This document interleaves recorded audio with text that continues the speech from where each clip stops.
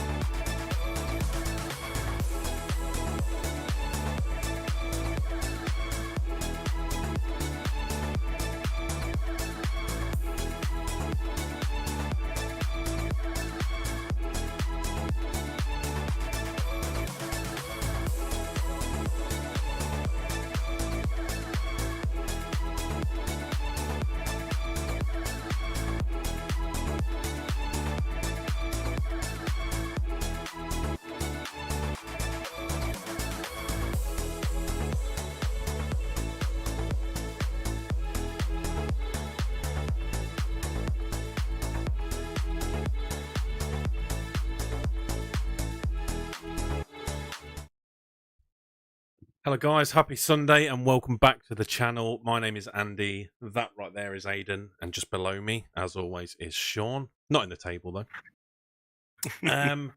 Yeah, what a way to start the pod. I'm more than happy to be here today after Man United's first trophy in almost 6 years. It's a Mickey Mouse Cup if you don't win it, but if you do win it, it's silverware and it's massive. And Ten Hag is starting off an amazing era at United. Let's just put it that way. Not that I'm getting carried away. Boys, how are we doing, Aiden? Yeah, much better this week, mate. Much better. Yeah, can't complain. How about yourself? Yeah, good, mate. Good. Absolutely ecstatic. Hopefully, I'll be able to sleep tonight. I said there's not going to be many weeks where we're able to all celebrate together, so let's enjoy the moment. Sean, Yeah. Arsenal keeping Great that lead at the top, mate. Yeah, well, we don't talk about the league until it's done. So, but yeah, it's very good. Yeah, good result this weekend. Yeah, I mean, I don't know how I feel about that because I absolutely love getting carried away. Like for me, we've just won the first of our 4 trophies this year. I fucking love getting carried away, but I feel like you're a little bit too on the defensive. Is there not even a little part of you that wants to admit we're in with a chance here? Don't get me wrong, I'm all in for it. But if I ever say it out loud, then you guys are gonna ridicule me. We need that clip of Sean saying we're going to win the league. So on match week 37, when they bottle it, we can rub it in his face. But no, you can be quietly confident. I think absolutely. Last week we forgot to mention a stat. We was in our little chat beforehand, just laughing at how unbelievable this stat was. Richarlison hasn't scored a Premier League goal for Tottenham, and we completely forgot to mention it. So let's just all take a minute to laugh at Tottenham and Richarlison. I'm sure you don't have to ask Sean twice to laugh at Tottenham. £60 million, God. Who would spend £60 million on a striker that can't score a goal, eh? I know. You guys get him on loan from Burnley, don't you? Yeah. Well, Wout Weghorst has got 1 trophy this season, so that's all I'm going to say. More than Spurs in 15 years. Did you see that? They're trophyless for 15 years. Jesus Christ. That's pretty outrageous. Not as bad as Newcastle, but I mean, I love Newcastle. The fans today put on an absolutely immense display, I have to say.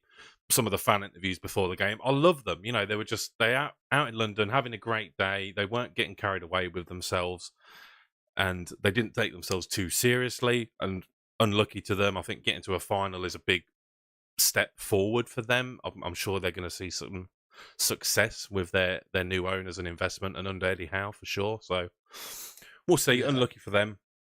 Ben Ray, welcome in, dude. Crazy Paulina, welcome. We'll kick off with the Premier League review then. We've kept the graphic of Graham Potter in this week because I'll hand over to you, Sean. Surely it's the end of the road now. We've spoken about it for weeks and weeks. Potter, he can't be in a job tomorrow morning, surely. They keep reiterating that he's here for a project manager. The players that he's got are injured. But yeah, when you spend £500 million on players, there has to be a trigger point. He's on 31 points, which means that he could be in a relegation fight. I think Andy said earlier, so is Aston Villa. So yeah, cheers. But yeah, I mean, you lose another 5-6 games. I mean, is it 1 game in 11 games or something? It is mental how many games they've lost since the World Cup. I think it's 2 wins in like 17 in all competitions. It's getting to a point now where there's no defense of saying they're sticking with him. Like injuries aside, you've got extremely good depth at Chelsea, extremely good. Yeah. Whether you rate the players or not, for me, he has to go. Whether they're sticking with him and hoping, they've probably written off this season because, like you said, points-wise, they're not going to get anywhere near the top 4. They've got 1 foot out of the Champions League. Why stick with Potter? Why give yourself that disadvantage now? I think he's not cut out to manage these personalities. Aiden, do you think there's any single one thing that you can name where Potter stays in the job? No, there's no reason to keep hold of him. You look where they are in the table, you look at their form, they've made all these signings and yet they still can't beat Southampton. Mm-hmm. Do you know what I mean? They lose 1-0 to Southampton, then they lose to Tottenham, one of their biggest rivals. It's just not good enough. Something needs to change, and I think, unfortunately, it's got to be Potter. He come out and said today that he's taken full responsibility for form. He can't blame the board anymore for like their support, but that speaks volumes. Surely they've got to look now and go, well, all right, we've supported him, we've given him everything we need. He's got, 2 wins in, I think now, 19 games. including Champions League, and then obviously this loss to Tottenham today. Yeah. No excuses. Got to go. Yeah, I think this relationship between Potter and Chelsea, the only person that this can further hurt is Potter's reputation. I think Chelsea really haven't got anything to lose now, so No. I think they've got nothing to lose by sacking Potter. They've got everything to gain, so there's only one choice. Melissa, welcome into the channel. Thank you very much for stopping by. So yeah, we expect, I think Sean said just before we got started that there was some early murmurings that he was sacked, but don't know if there's anything official on that. We'll have to see. Unconfirmed. I might have been baited by the blue ticks. No, again, whenever we quote something from Twitter, you guys know what it's like on Twitter. Don't take any of that for gospel. But yeah, this weekend, I mean, I've been fortunate enough to have some family time. I've been babysitting this weekend, spending some family time.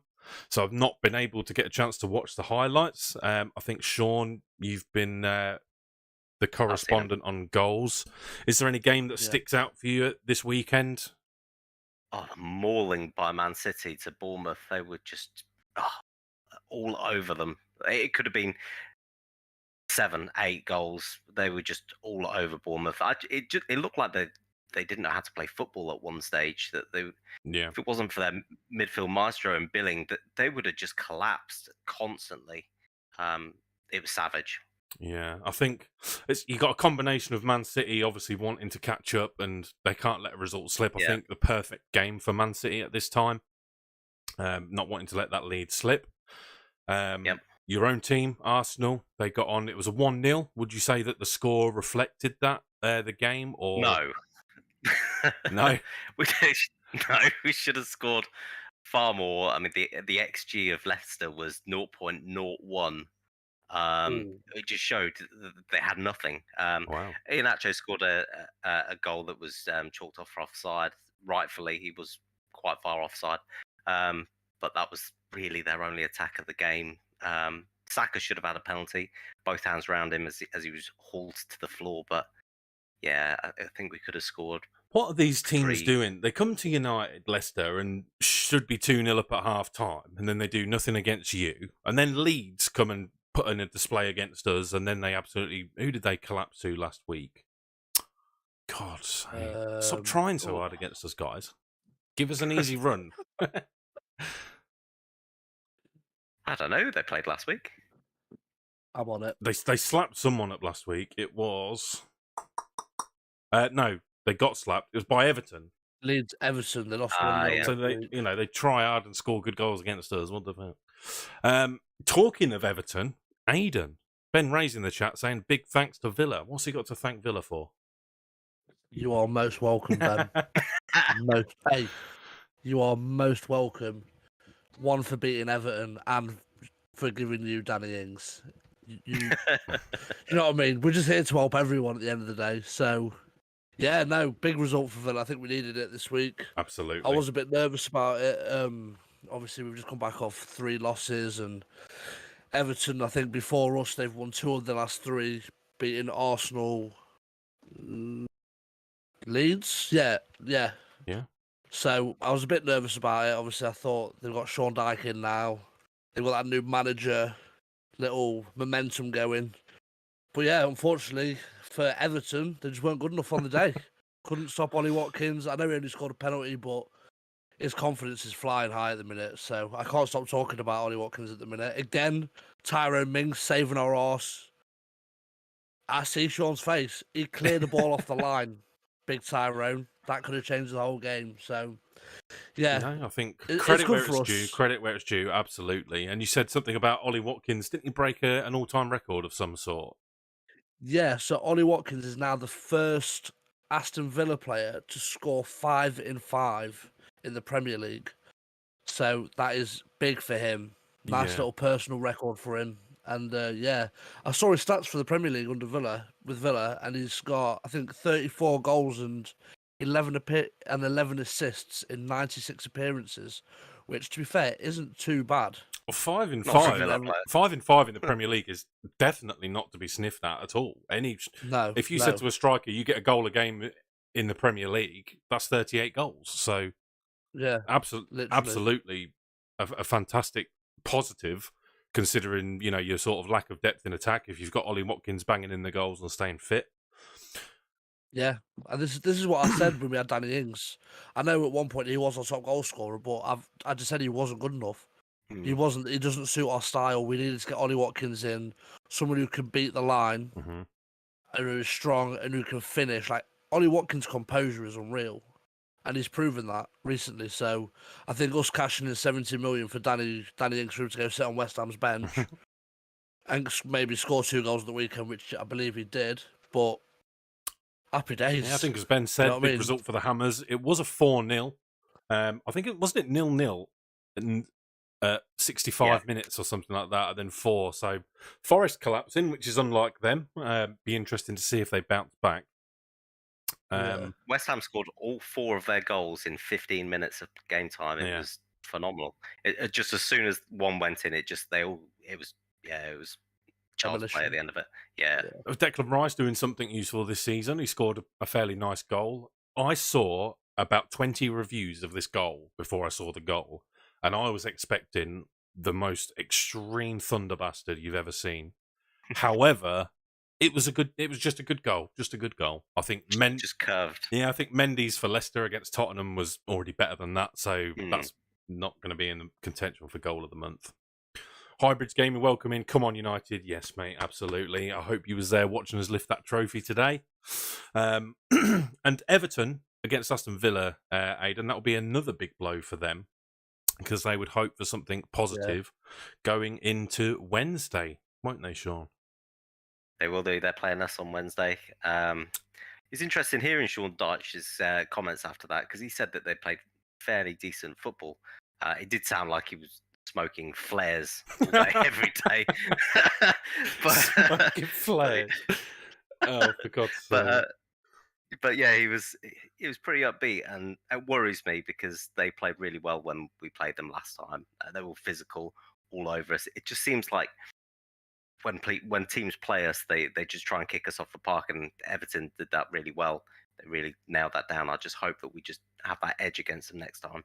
Yeah, I think it's probably a bit of naivety from Dyche there. I'm not sure because obviously before the game, Villa was in the worst form, and I think Unai has to be credited for playing against exactly that. They had the momentum going into the game, they had the form, but Villa snapped them. So yeah, Dyche needs to get it right for that game. It's massive for both teams.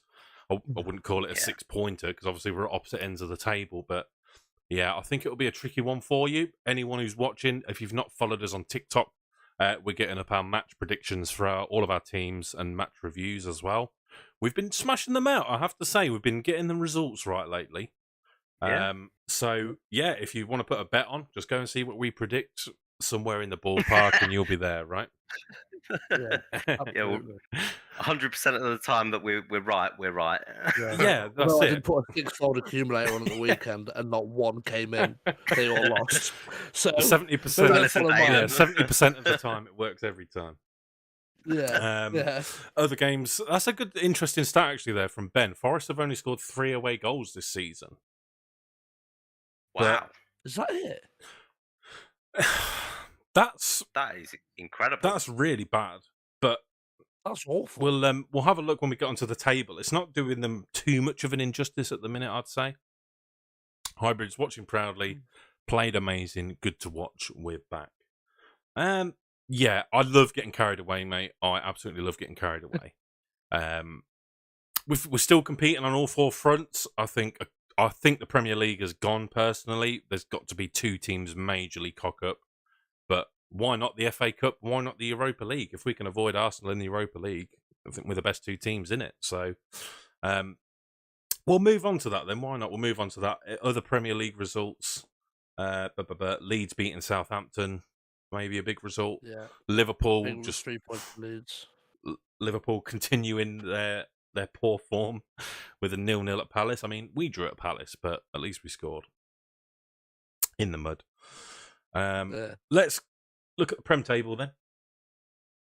So, as you can see, Arsenal still very proudly at the top. Back-to-back wins now to get them back and kick in. Man City's form, though. Does that scare you, Sean, looking at Man City's form of the last 4 games? Terrifies me, mate. I think that they're going to focus on the Champions League this season. I'm just hoping that they put all of their eggs in that basket and they kind of leave Mikel Arteta alone. Let him comb his Lego hair for a couple of weeks longer. Let us enjoy this. And then we'll see where we are on game week 34. And Aidan, if I'd have said to you, 24 games into the season, you'll be sitting on the same points of Chelsea, you'd be rubbing your hands together going, what are we, 5th? 6th? Yeah, yeah. And snaps your hands off. 11th. Behind Yeah. Fulham, Brentford and Brighton. But Do you think you'll stay up, Aidan? Come off it. Easily. If anything, we're probably going to take over Chelsea and Brentford. So you've handed the worst form of the league baton proudly back over to Southampton or Palace or Chelsea? Leicester? Chelsea. Oh, no, Chelsea, yeah. Chelsea and Southampton have both got 3 points in the last 5. Ooh. Who else is doing badly? Forest. Yeah, Leeds and West Ham jumping up there. Everton back in the relegation zone. Bournemouth only had 1 win. Yeah, Bournemouth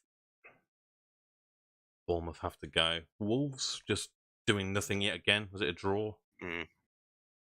Yeah, a draw and 2 losses. They drew on. It was Friday night. They played Fulham, wasn't it? Last minute equaliser for Fulham. Yeah. So no massive changes. I think Newcastle, they've got 2 games in hand on Tottenham, 1 game in hand on us. But I said during my match prediction that Newcastle are slowly slipping away. How do you think they bounce back now from the defeat against Man United this weekend? They just got to grind out some wins. Never mind this drawing malarkey that they keep doing. They just need to start getting some wins under their belt. Mm-hmm. Next game for Newcastle. Yeah. Man City away. Ugh. Man City away? Man City away on Saturday. That's not what they need, is it? Take out your vengeance on Manchester teams. So the next 5, I wouldn't put it past them to get maybe 9 or 10 points if they can get a draw with us. They've got Man City away, Wolves at home, Forest away, Man United at home, West Ham away. So 9 points, really. They should beat Forest, Wolves, and West Ham. Maybe a draw from United. Yeah. Maybe a draw from City, who knows. And that'll put them back into contention. And then we'll take a look at Tottenham's next 5 games. We're doing our trademark pretend pundits research on the go. As we do. So Tottenham have still got FA Cup and Champions League to play in, but they're 5 league games: Wolves away, Forest at home, Southampton away, Everton away, and Brighton at home. Tottenham have got 5 very winnable games right there. No, they haven't. They're not winnable games for Tottenham. Says the Arsenal fan, but in reality, they have, right, Aidan? Oh, so we've got, who is it? Brighton. Wolves away, Forest at home, Wolves, yeah. Southampton away, Everton away, Brighton at home. I'd probably say 4 out of the 5, easily 3 points. Could be. Brighton, no. I don't think that's an easy 3 points. I don't think that's an easy 3 points for anyone. But they've got midweek this week, Sheffield United away in the FA Cup. Midweek the week after, AC Milan at home. So, depends if they rotate well and they're not struck with injuries, they could do something. But yeah, I'd expect a minimum of 11 points.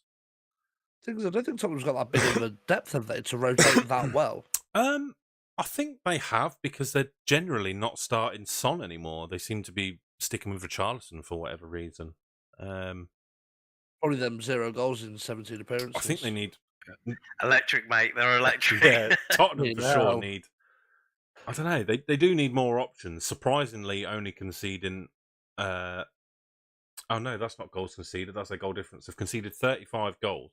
Okay, that's not a shock, because their defence is bad. Compared to Newcastle's 15. So they've conceded 20 more goals than Newcastle. They've got Eric Dyer, which is like the biggest unga bunga head. Yeah, Eric Dyer's poor. Romero was pretty poor as well today, considering they won. I don't see anything special in their defence personally. No, I think if they had someone decent alongside Romero, I think that Romero's got all the ability to be like a really good, solid centre back in the Prem.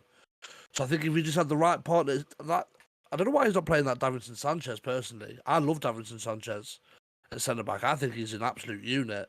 I I think think he's him injured. and Injured, yeah. is he?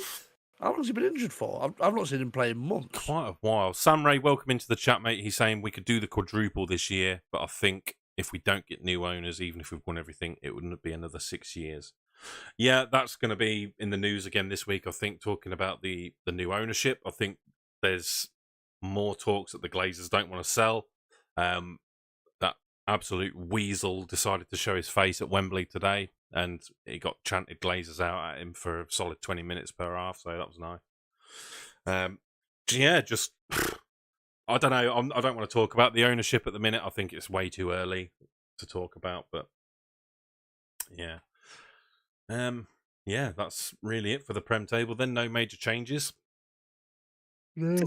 Disappointed for Southampton because I think that they are good enough to have beaten Leeds. I mean, it was a really scrappy, shitty goal that Leeds scored. Is it Firpo? Junior just shot- Firpo, Yeah. fullback. Yeah, he just shot it straight at the goalkeeper, and he just went full on Poppadom wrists, and it was awful.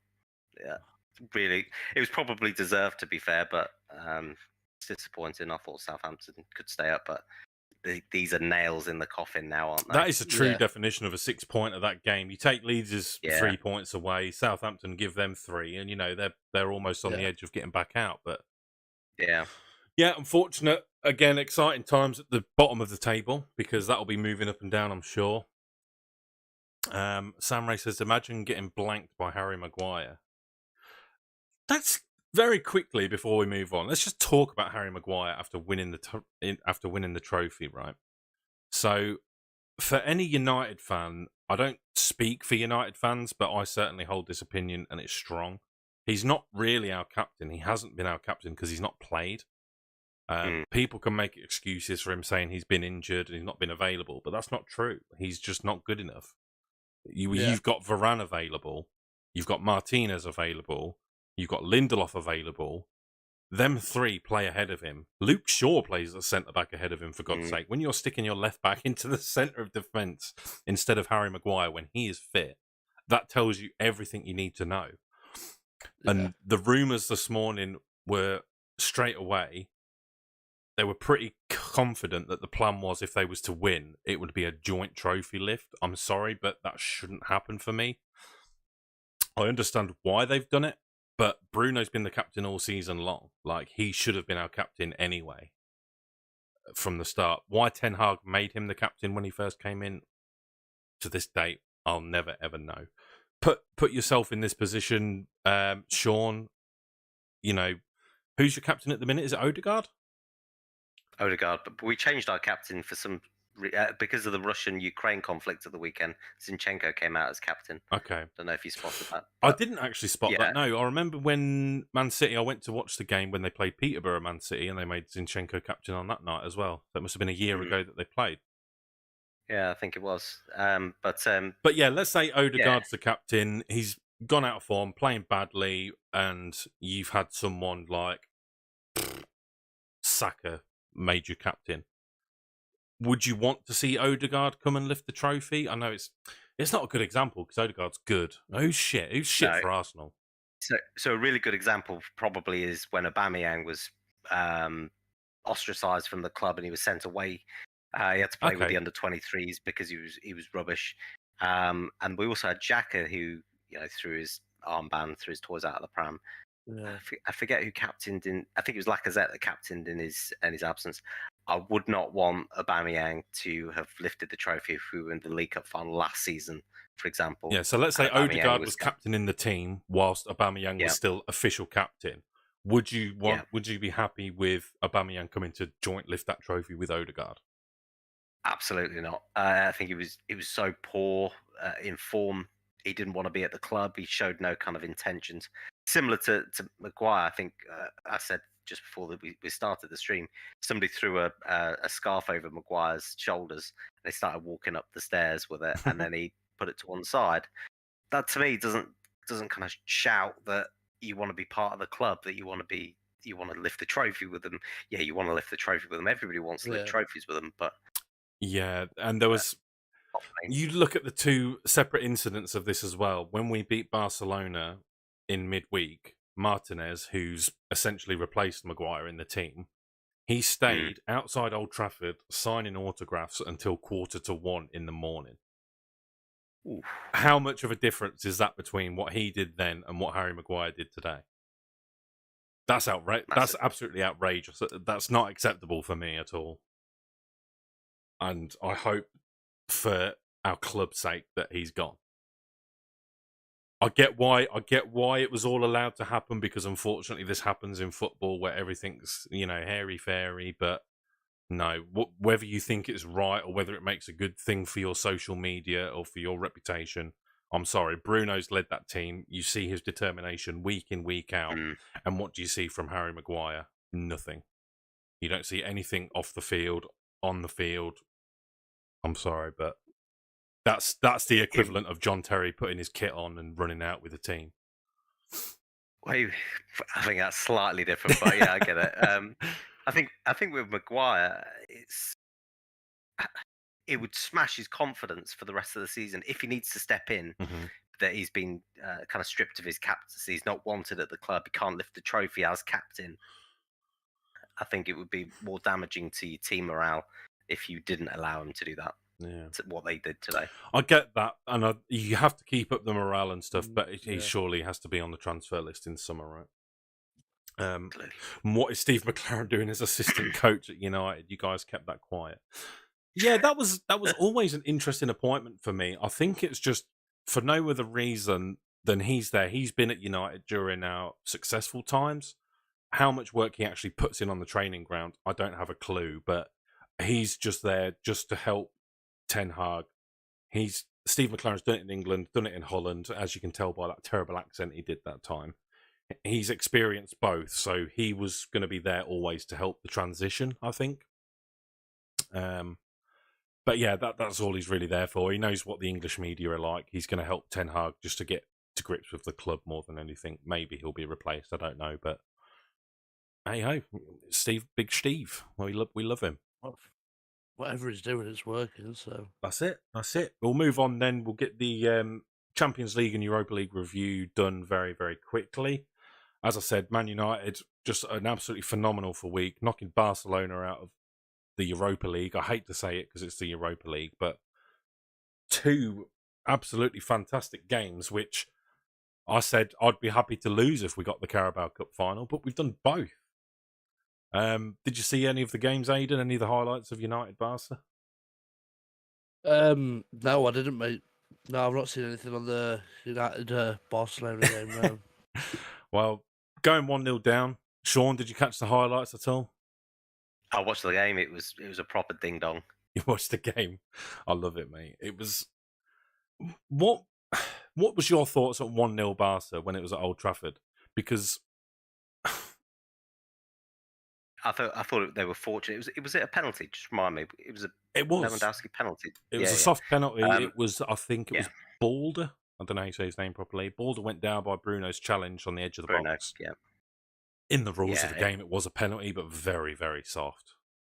Yeah, and I see Bruno complaining and getting his fucking rat face out with his rat claws and the rat claws lifted the Carabao Cup today. But yeah, it was a penalty all day, every day. But at 1-0, I didn't think that Barcelona were going to. They weren't really in a pomp or anything. It was against the run of play. I thought that Man United deserved their win. I did think that they were going to come back and give you a bit more than they did. By the end, you guys were pushing for a third, more than they were pushing for a second.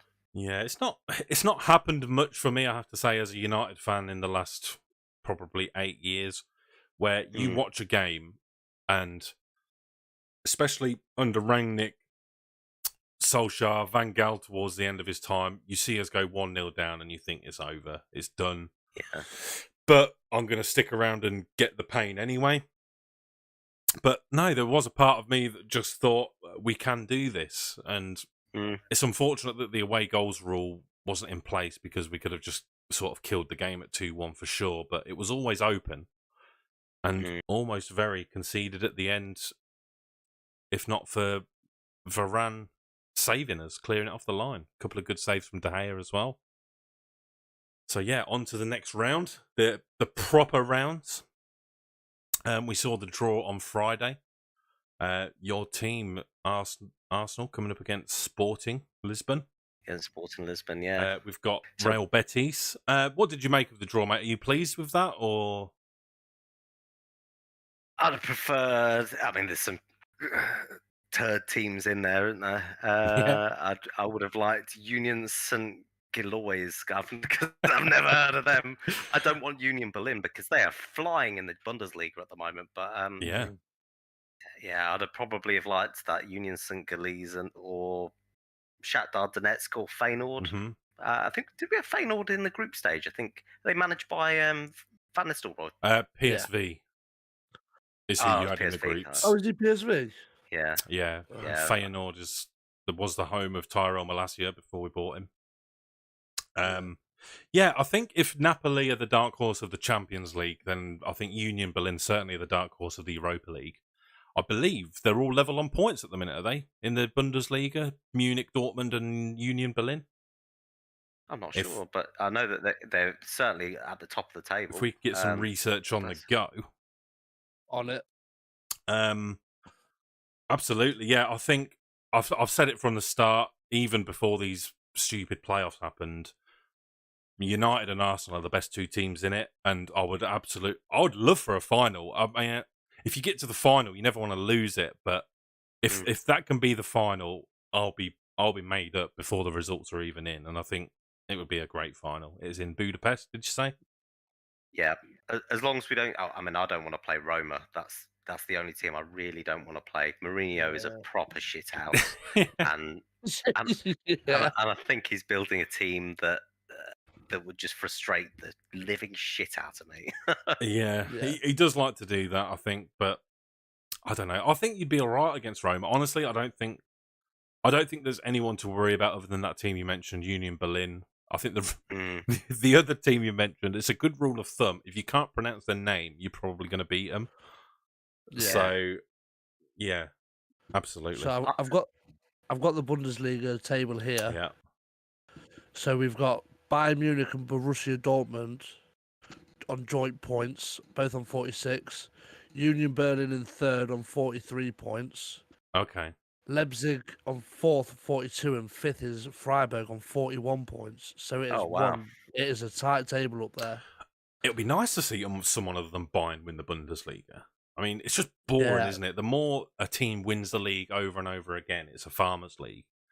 So Dortmund are always the closest challengers, and considering that they're a selling club, they get all the great young talent, but they never seem to have someone who can take them over the edge. Yeah, but maybe Adeyemi, Bellingham, and the boys can take them all the way. Can't be. Yeah, I mean, this is probably the closest they've been to Munich, I think, in a long time. At this stage, on joint for sure. points, 22 games in, and they've won their last 6 games. Wow. In the league, so they're definitely flying. You'd love I'd love to see Dortmund take Munich off that title. Yeah, it'd be brilliant. No, absolutely. So now we've talked about the best European competition. Let's talk about the secondary one that doesn't matter until we're both in it next year, the Champions League. Liverpool are so bad. Let's just talk about how bad Liverpool are. I mean, the thing is, annoyingly, I didn't get a chance to watch the game, right? I can't remember what I was doing, but Sean was texting and he said, this has happened. Yeah. You watched the game in its entirety. I saw the highlights all 7 times. I watched them back to back because it was just hilarious. Talk about the game, Sean. Tell us what happened, because so it started off, I think Liverpool went 1-0 up. Then what's their goalkeeper called again? Alisson. No. Madrid's. Courtois. He just went full Karius, threw the ball out. It's 2-0. And I thought at 2-0, I'm thinking, oh my God, my prediction was that Liverpool were going to get slapped. Their midfield were going to be terrible. I think I said it on this podcast last weekend. Yeah. And then it was goal after goal after goal after goal Mhm. after goal. Real Madrid were just relentless in everything they did from start to finish. It was phenomenal. Yeah. I didn't think Real Madrid could do it, but Their second goal yeah, was also a bit of a gift, wasn't it? It was a bit of a carrius Oh, from yeah. Alisson, kicking it straight Yeah. at Vinny. But yeah, I think I And- said on the pod that Liverpool's best hope would be taking a draw back to Real Madrid, and my God, are they praying for that to be a fact now? Oh, Yeah, Vinny Jr.'s first Yeah. goal was an absolute. How do you get that much power from that shot? It just seems impossible. Like, Mm. he is absolutely something special, Vinny Jr. he's unbelievable. Yeah. Absolute baller. I think I'm guilty of not underrating him, but just not truly appreciating, because I think when we Yeah. start to talk about farmers leagues, I think La Liga has certainly up there now with Yep. just being a 2-team league. I think, the money and everything has just made Barcelona and stuff richer. We had a little conversation between ourselves the other day, and I think it might have been someone along the lines of Mark Goldbridge that said it.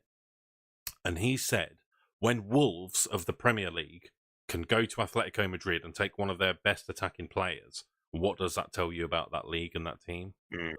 Yeah. And I think that's fair enough. I think you can't argue with that, and that's why I'm not particularly worried about our Europa League game with Betis, because FIFA merchants will tell you, oh, but what about Fekir? What about so-and-so? I'm not worried. As a team, we're just so head and shoulders above the league in terms of quality. We've just knocked Barcelona out, who are dominating that league. So, and that's what also seems crazy, right? Barcelona are dominating that league, but look at the difference between the two of them in the Champions League competitions. Real Madrid absolutely destroying Liverpool at home, and Barcelona, the league leaders, can win, scoring 3 goals and still losing. It's crazy. Yeah. What else happened in the Champions League this week? It was Man City, wasn't it? And Leipzig. Yeah, they drew. Yeah, they drew Leipzig. I didn't. Good game. Though. Again, didn't see the highlights, unfortunately. But from what I heard, Leipzig were pretty much ready to roll over in the first half. Man City couldn't take advantage, and then they come out all guns blazing. I mean, yeah, we've experienced pain from Leipzig over the last few years, and now we've got their former captain on our side. So, yeah, good game. It'd be a good one. Return leg, I think. Man City have got to win that, haven't they, at home? Got to. Yeah, you'd like to think so. Any chance at all of a Liverpool turnaround against Madrid, do we think? Not at all. If they score first? Nope. No. It's finished for them. I don't see any chance of redemption for them. They're done. Yeah. They couldn't beat Crystal Palace on, was it Friday? Saturday Yesterday. night, It was wasn't late kickoff yesterday, wasn't it? Yeah. They look dreadful. And I love to see it. Yeah, I'm here for it, mate. Long leg. Yeah. I'm here for the downfall of Liverpool. The greatest side that has ever lived. Oh dear. Where are Liverpool in the Premier League? Did we touch on that? They are 7th. Yeah, they've got 2 games in hand over Fulham, I have to say. But they are still 5 points behind Newcastle. So they might get the Conference League if they're lucky. I don't think we can write Liverpool off just yet. Unfortunately, I'd agree. You can't write them off just yet. They're little shits, aren't they? Like, they'll just go and win like the next 6 games for some reason, including a 4-0 hammering to Real Madrid. They can and then they'll lose every game after. It's just they can put a run together, and being knocked out of the Champions League could be a blessing in disguise. Next Sunday is Man United Liverpool, so that might knock them into shape again. They've got Wolves midweek. Then they've got us at home next weekend. Weekend after, Bournemouth away before they play Real Madrid again. And then they've got Fulham at home, Man City away, Chelsea away, Arsenal at home, Leeds away. They have got a hard run. They have got a hard run. Oh my God, them last 4 games are horrible. So yeah, Wolves at home, they should win. They should beat Wolves. That's 3 points. Man United at home could go absolutely sh- any way. 3 points. Easy 3 points. As yeah. you know, form goes out the window. Bournemouth away, they should win. But yeah, Fulham at home. Fulham beat them on the opening day of the season, so they could do the double over Liverpool, no doubt. Yeah, Fulham have got to fall off at some point, though, surely. Yeah. Jesus Christ, it's getting ridiculous. But yeah, right. So we'll focus on these after Real Madrid. After Real Madrid, they're 5. Fulham at home, Man City away, Chelsea away, Arsenal at home, Leeds away. Very, very hard games for Liverpool. I think they'll be looking to get 3 points at least. Shall we have we have a little, not a bet as such, but a little prediction between us? How many points they get from them games? 6. I think they'll only beat Wolves and Bournemouth. No, it's after them. So it's Fulham at home, City away, Chelsea away, Arsenal at home, and then Leeds away. 0. Did you say Chelsea's one of them teams? Chelsea away, yeah. Yeah, so I'm going to go with a draw at Fulham, a draw at Chelsea, and a win at Leeds, so I'm going to say 5. Chelsea will have a new manager by then. Yeah. So they'll have a new manager back. yeah. That will just be after they signed Graham Potter's contract extension. Yeah. Yeah. So yeah, for 8 years. I'm gonna go a draw at Fulham, lose to City, a draw with Chelsea, draw with Arsenal, and I'm going to say 4. I'm just going to say draws. I'm going to say they're going to go full Newcastle United and lose to City and draw all the rest of the games. We'll check back in on that on the 22nd of April. Yeah. What else? Have I missed something here from the Champions League? Anything sticking out that we want to talk about? Napoli beat Frankfurt, didn't they? Yeah. They're on for the dark horses. Yeah, no, I think we covered that last week, didn't we? They've stupidly spaced out this Champions League, so the round of 16 lasts a couple of years for some reason. But yeah, we'll see as the next rounds come in. They're trying to line it up, aren't they? We're not going to talk about the Conference League because who cares? But they've spaced it out so much so that the round of 16 Europa League and Conference League ends at the same time, so they can run concurrently.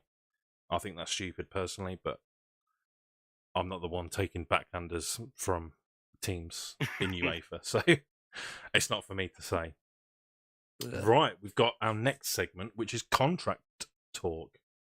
Take it away. Yeah, so I wanted to put this into the discussion in this week because Jordan Pickford signed a new contract extension with Everton, and I thought that it's quite close-minded by him, unambitious. You'd say he's England's number 1 goalkeeper. Mm-hmm. Yeah. I think he should be playing for a better club than Everton, who could go down, and he's just signed a new contract. Doesn't make any sense. I don't know what you boys think to that. Oh, no, I agree. I can't get my head around it. I saw he said he wanted to be known as one of Everton's greatest all-time goalkeepers, but I mean, how do you get that? How do you get that? Just by going down with Everton? Yeah, like it doesn't make sense. I think I agree with you. I wouldn't rate him as one of the best keepers, obviously, but I think he definitely deserves to be playing at a higher level than Championship next season. So that's an honour you can win out of a box of cornflakes, isn't it?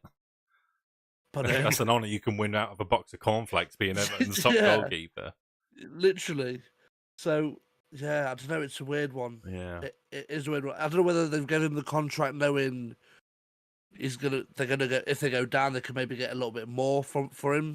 I'd imagine there'd be some sort of relegation clause. There has to be. Yeah, that's what I'm thinking. There's a relegation clause in his contract somewhere.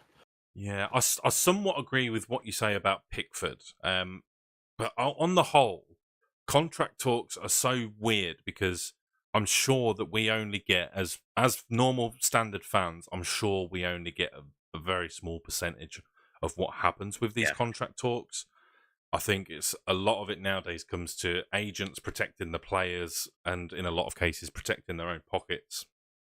For Pickford, the thing is I can't see Pickford going. Who does Pickford go to in the top 6? Whose team does he walk into? He doesn't. Yeah, Spurs. Spurs all day, every day. I think. What, over Lloris? Lloris. Lloris is accident prone. Oh, yeah, and he's Mental. what 36, 37, which I know for a goalkeeper they kind of play for a little bit longer. But Yeah. he's made some You think howlers Pickford this walks into season. Spurs team over Lloris in the next 2 All day, years? every day. What? Absolutely. I think he could do. I don't see why not. Yeah. I mean, obviously he's injured at the minute, I but think he'd be playing second think fiddle to Pickford was Lloris with no doubt. I don't know. You look at all the mistakes Lloris has made. Not Yeah. even like in the past couple of years. You just look at maybe just this season. Am I hearing He this has right? made far Are too my many. headphones working? Yeah, he has made far too many mistakes Yeah. for a goalkeeper. I think But I think he's a Spurs keeper all day, every day. I wouldn't put Everton's form down to Pickford. He is mistake prone, but surely Spurs can do better than Pickford. Lloris is Nah. just turned 36. I think they could probably do better than Pickford, but I don't know. I think Pickford would be a really fucking good fit in that team. Pickford's Yeah. got the Maguire about him where for his club he just doesn't perform, but in an England shirt he just seems to do amazing. But I don't think it is his performances. Like, does he ever? Do you ever see Pickford has been singled out for a mistake? I think it's more the 10 players in front of him causing the issue. I think I I think maybe you didn't see as much of him in action in the Euros, but I think in the 2018 World Cup he was very important to us. He made a lot of saves in them games. Penalty shootout as well. Yeah, for internationally, but I'm saying for Everton. No, saying yeah, you never for Everton, see- no. Yeah, you don't see mistakes from him, do you? It's normally a lot of the mistakes are coming from the defence or lost possession by the midfield, and then a counter attack starts, and Pickford's just left there with the 3-on-1, one defender, and then him. Yeah. Do you know what I mean? Like, no keeper is going to be able to cope with that, no matter who you are. So what you're That's always saying going to be a is, tough one. oh, you'll be fine for Tottenham because you've got Eric Dyer in front of you. Yeah. Head. So be prepared to face more shots. No, I can see what you mean, but yeah, I think he's good. He's definitely going to have some sort of relegation clause in his contract. There's almost no doubt. Yeah. As for aiming for higher, Spurs maybe, but he doesn't go to anyone and get in their team. If we just flip it back to the Prem table, so he doesn't get anywhere near Arsenal. He doesn't get in Man City's first team. United definitely not. Tottenham, when Lloris goes, I'd concede when Lloris goes, he's going to be better than Fraser Forster or who's the other one they've got? Have they still got Galini as their other choice? I don't even know. Galini? No, he's gone. He went somewhere, I believe. Alfie. Is it Gazzaniga still? No, Alfie Whiteman and Brandon Austin, apparently, according to this app. Nobody's. So nobody's, yeah, absolutely. So without Lloris, they're sort of screwed if anything happens to Forster. Newcastle, he's not getting in over Nick Pope. No. Fulham, Leno is playing very, very well, so no. Doesn't get in over Alisson. Brighton doesn't get in over, is it Ray? No. Sanchez. Sanchez. Brentford, he doesn't get in over Raya. Chelsea doesn't get in over Kepa. Villa? See, I would take Pickford, right, if we got rid of Martinez. That's the only way I'd have Pickford. I wouldn't pick Pickford over Martinez, but I think with a quite high chance of us losing Martinez in the summer, which looks like that's going to be the option, if Everton go down, I would happily take Jordan Pickford. So let's take Tottenham out of the conversation because realistically, Tottenham spend money, right? They're not shy of spending a few quid. They spent, like I said, they spent that money on Richarlison. Waste of money. Yeah. If their plan is to sell Harry Kane in the summer, they're gonna have money. They're gonna spend a goalkeeper, and whether or not you think Pickford would be a good fit and he'd go to them, would Tottenham have him? If they've got the money to spend and they can dip into the market, you've got Kevin Trapp who's available who wants to go somewhere. You've got Jan Sommer who wants to go elsewhere as well. I think them two are bang average goalkeepers. Keylor Navas at Forest. Why replace 36-year-old Lloris for 37-year-old Navas? Yeah, they need to be looking at someone 23, 24. Dean Henderson. That's not a bad shout, actually. Dean Henderson. Yeah. I think Dean Henderson, a lot of people say he's great with his feet, but I think positionally he's not a very good goalkeeper from what I've seen. he's not been that great, has he, this season? He's burnt his to be bridges at honest. United. He's now injured. He's put in some brilliant. Oh, he is done. He's done some brilliant performances. He does get let down. What annoys me about Henderson, probably because of all the United stuff, but he acts like he's the most hard done by player on the pitch. It's like, yes, your defense has let you down, but you've still got a job to do.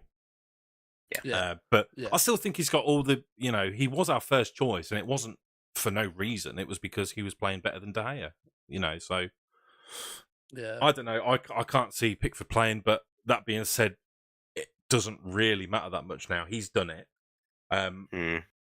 Spurs aside, his next highest up team that he could potentially go to, sitting 11th.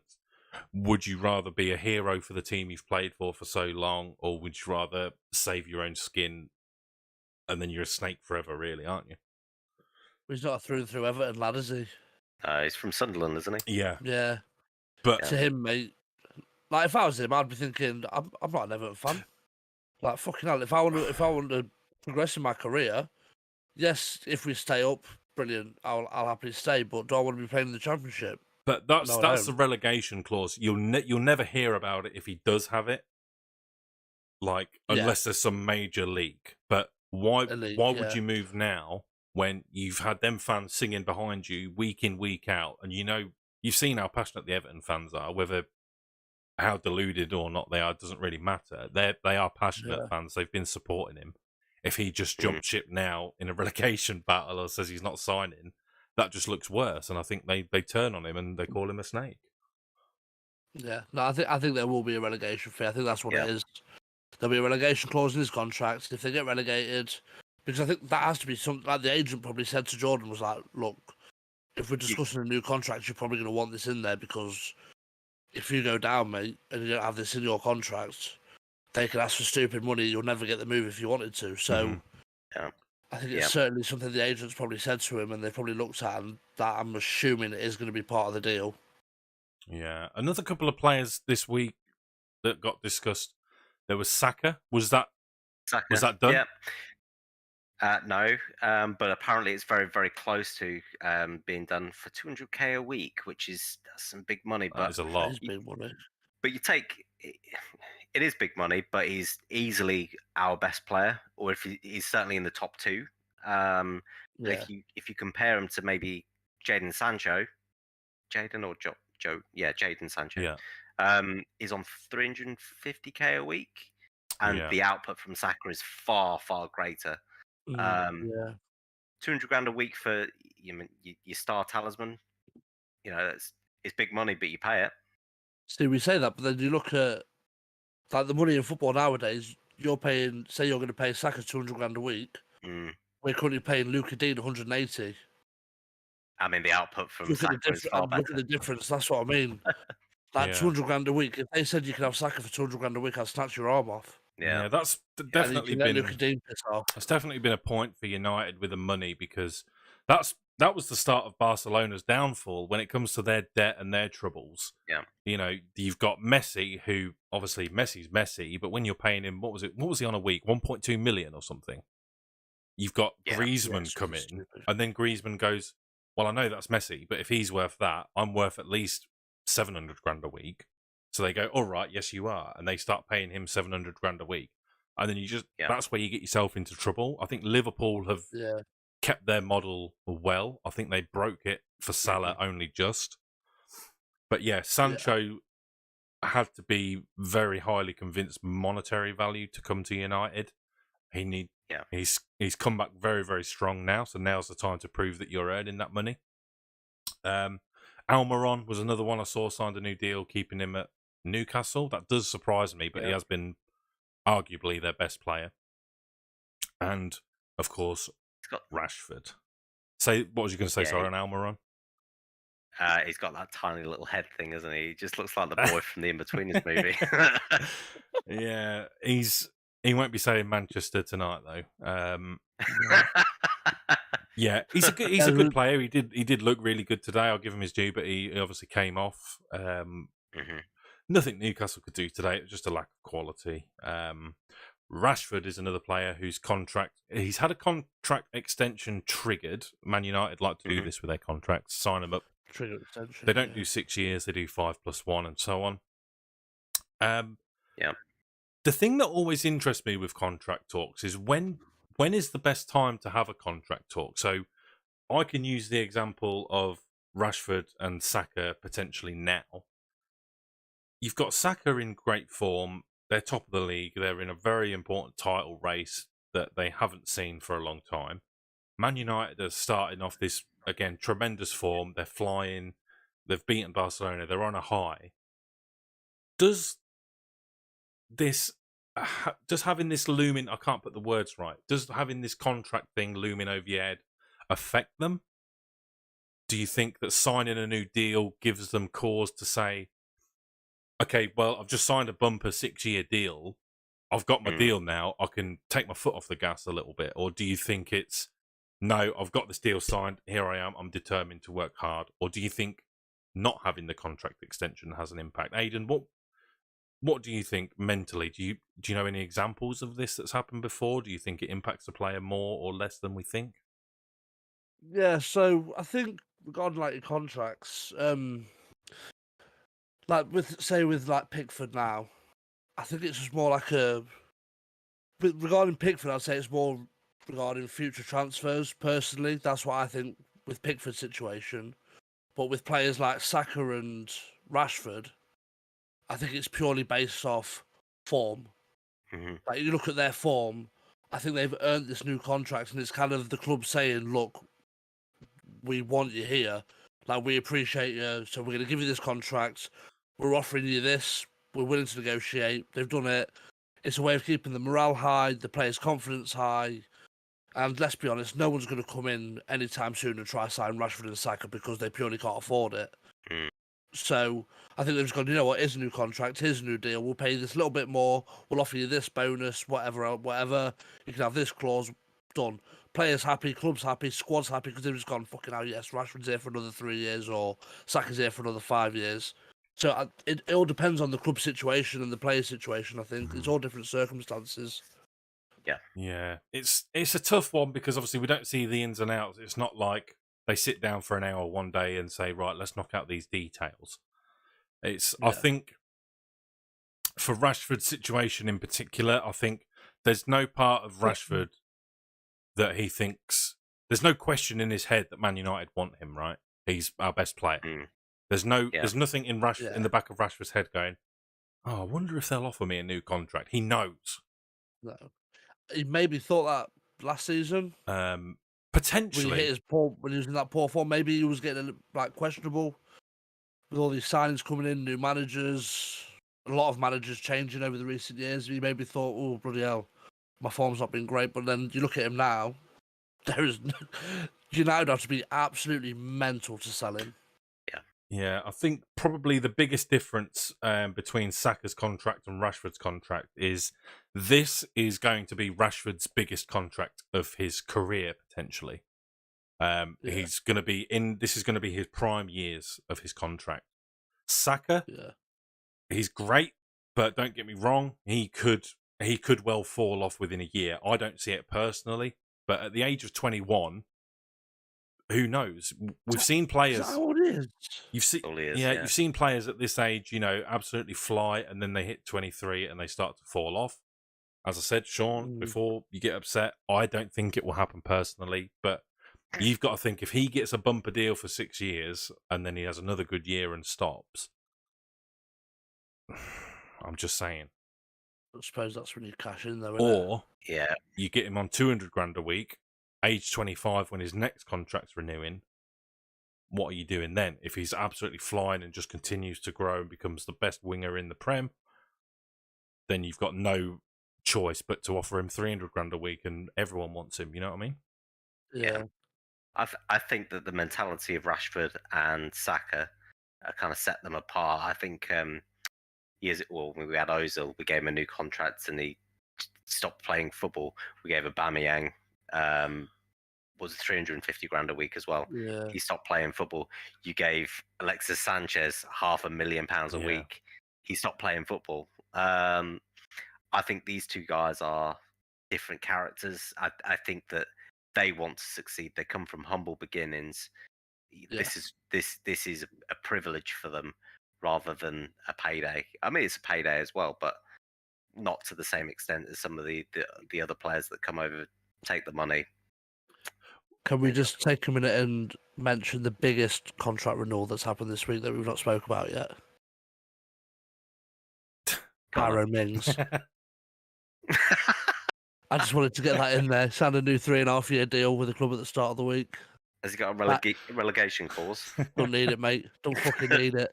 In his contract, it probably says for the Champions League next season, we'll put this in there. All 24 championship clubs have come out and said they're happy that he's not going to be available next year. Fucking hell. But You sausage. I do agree fully with what Sean says there. The way that they carry themselves on the pitch and off the pitch is very different to your Aubameyangs, your Sanchez. You're absolutely right. Even you see some teams even now, just the way that they carry themselves around, totally different players. I think England's future stars, and you are going to be thanking them when we lift the Euros. Yeah, absolutely. So we put together a team of an out of contract 11 for the summer, didn't we? We say Sean put it together. Yeah. Yeah. But yeah, I this saw it was just before the was trip. mental. Sean sent a list across to us while we was on the contract, and I really like this because there's so many good players going out. Mhm. Was there any honourable mentions that didn't make the team?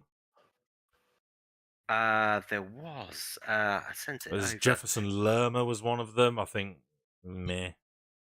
There was a midfield. There was a couple of midfield. Naby Keita from Liverpool. They spent what's it, 70 million on him, Yeah, and is out of contract in the summer, which is absolutely mad. I mean, he's not played very well, but still, a player like that to be available on a free is just madness. Let's bring up on the screen the first 11 that was put together of players out of contract in the summer. So, just looking at them there, De Gea, Nelson Semedo of Wolves, Kaglas Iancu of Leicester, Yerry Mina of Everton, Aaron Cresswell of West Ham. N'Golo Kante, where is Kante these days? Is he still injured? Chelsea, yeah, he's injured. That's a shame. Nothing gives me more joy than seeing Kante smile, and I love Kante. I bet he's absolutely heartbroken at the minute. Just Oh, watching Chelsea's downfall, because you just love him. You can't hate. I don't care who you support, whether you're a Tottenham, West Ham rival fan. You can't hate Kante. no, you can't. The happiest little person ever. He is. I fucking literally. I love him. I agree, man. I agree. Tillemans, Gundogan, centre mids, Lucas Moura, Firmino, Zaha. I'd say shore up them centre backs, and you've got a solid team there. Yeah. Is there anyone out of there that you, if this is your team, this is pretend Pundits United, we're the managers, right? And this is our starting 11. Is there anyone there that you're happy to let their contracts run out? Who's the first person you're happy to let go from that team?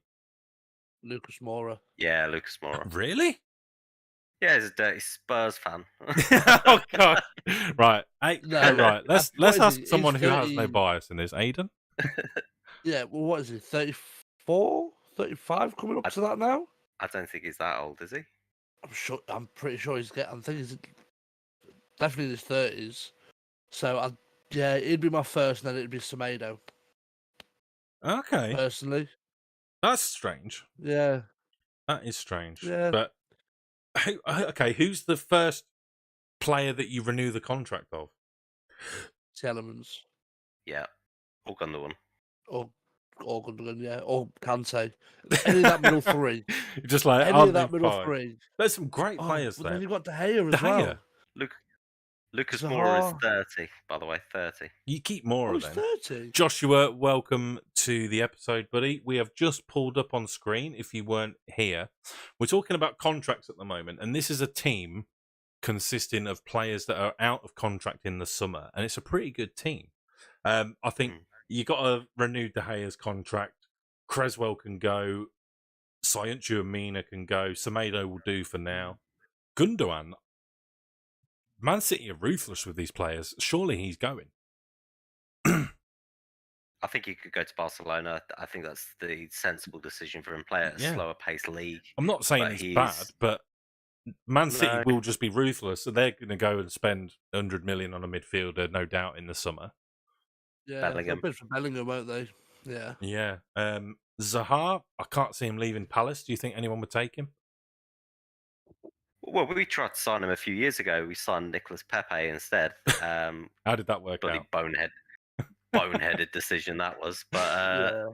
I think at the time Unai Emery said we don't want to sign Pepe, and the board were like, "Yeah, but you should."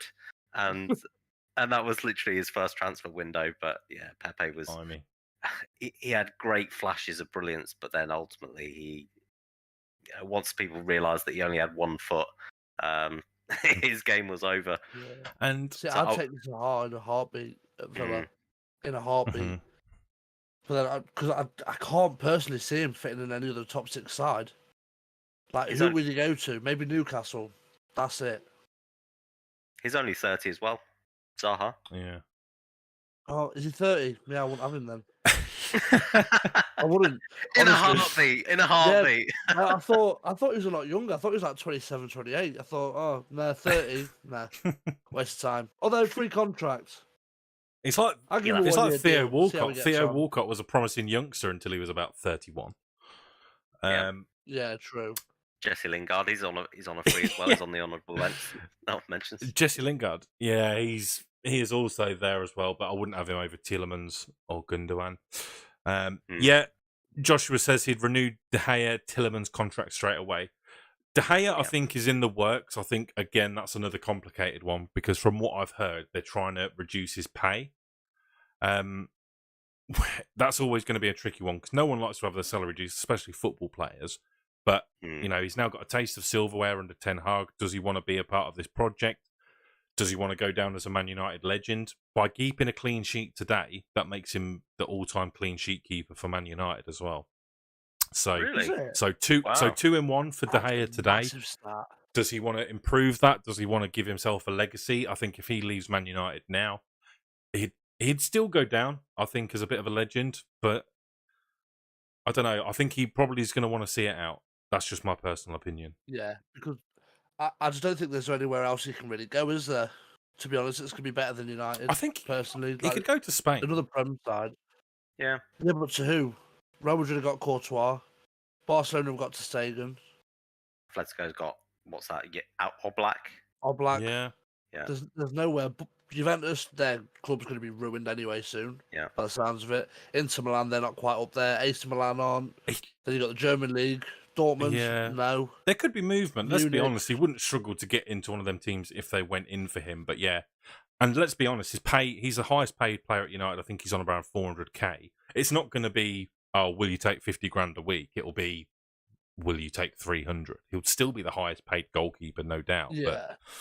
But, yeah, I hope he'll stay anyway. I like De Gea. Whether Ten Hag even wants to renew him is a different matter because we've seen he can be shaky playing out from the back, and if that's what they want to do, you replace that problem straight away. Semedo, I think more was expected of him from Wolves.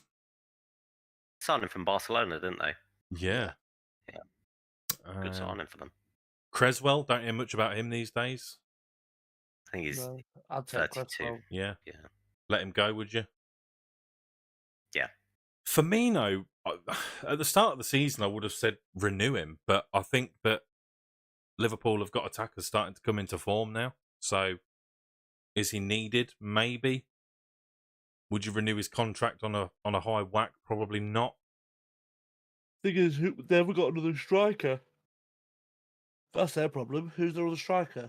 Like out and out striker. Nunes. If you couldn't put Salah there, no, that's what I mean. But say Nunes gets injured, I don't who do you think put there? I don't think Gakpo's a winger. I think he's a striker, and I also think that Diego Jota.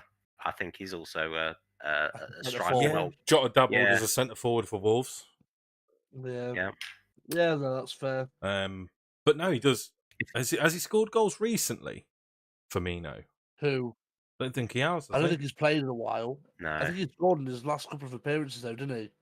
Let's have a look. I think- We'll do our trademark research on the go. I'll have a quick look at that. If Stevie Gerrard was still at Aston Villa, that is a 100% signing for the summer if he 100%. was 1,000,000%. Yeah, Yeah, mate. He'd already been speaking to Liverpool, mate. He's had some And to be minutes and fair, not as a scored Villa since fan, mate, I'd November. take Firmino. He scored in He's November alright, in a win sorry. against Southampton. 60 minutes as friendlies. 10 minutes against Everton, didn't score. Half an hour against Newcastle, didn't score. Half an hour against Real Madrid, didn't score as expected. 20 minutes against Palace, didn't score. So he's not providing much of an impact now. I think that he was very much part of the Salah, Mane, Firmino, and that's gone now, isn't it? 66% of that's gone. Salah's probably struggling for it as well. Firmino wasn't really the goal scorer, was he? He was No. always the one that created the goals. But he did. He had always hat come tricks. deep and He play did it have through. some. Oh yeah, he scored his fair few, but he wasn't like a Haaland. He'd always come deep to receive the ball, hold it up, and then find the little gaps for Mane and Salah to run into. Very much a package deal, the three of them. But yeah, that's it. That is the out of contract 11. It'll be interesting to come back actually to that one and see at the start. Let's come back at the start of next season and see what's happened. See where they go. Yeah, see what That'll happens. be an interesting one. So thanks, Sean, for putting that together, mate. Very nice. That about sums us up then for the episode tonight. It's been another fun one. Ended on a high. I work beside a Newcastle fan tomorrow, so that is going to be an absolute pleasure to walk into work tomorrow for that reason only. Looking ahead then, we've actually recorded our first ever YouTube video. So it's not going to be a stream, it's going to be a video. I'm not going to promise an upload date because it still needs a little bit of fine trimming and editing. We're going to aim for Wednesday, but maybe Thursday. So if you want to hear about it, you can join the Discord that's in the description of this video. You can follow us on Twitter. It will be on there, and it will also be promoted on our TikToks and across our socials. So why not just follow us on all of them? That's what I say. Yep. If you subscribe to this channel and you've got notifications turned off, turn them on because you'll be notified every single time we go live and also when we upload this video. But yeah, again, it's been another good one, gents. We've had a good conversation. Ben, Sam, Hybrids, Melissa, Paulina, Joshua, thank you for getting involved with the chat tonight. We've added Sean's Twitter into the description of the video now. So our third inaugurated pundit to the channel is now official. When he gets more links, maybe when he starts his OnlyFans, we can put that link in there too. If you want to see some booty, some bunda. He's linked down there now. All of our socials are linked down below there. We've got Aidan who's doing his thing on Twitch, TikTok. They're all down there. You know what to do with socials. Click them all, follow them all, and we'll see you again soon. Aidan, Sean, thank you very much as always. Thank you very much, boys. And see you next Sunday, 9 PM for episode 20. Oh my God, 20. see you later. Crazy. Take it easy, guys. Bye, Cheers. guys.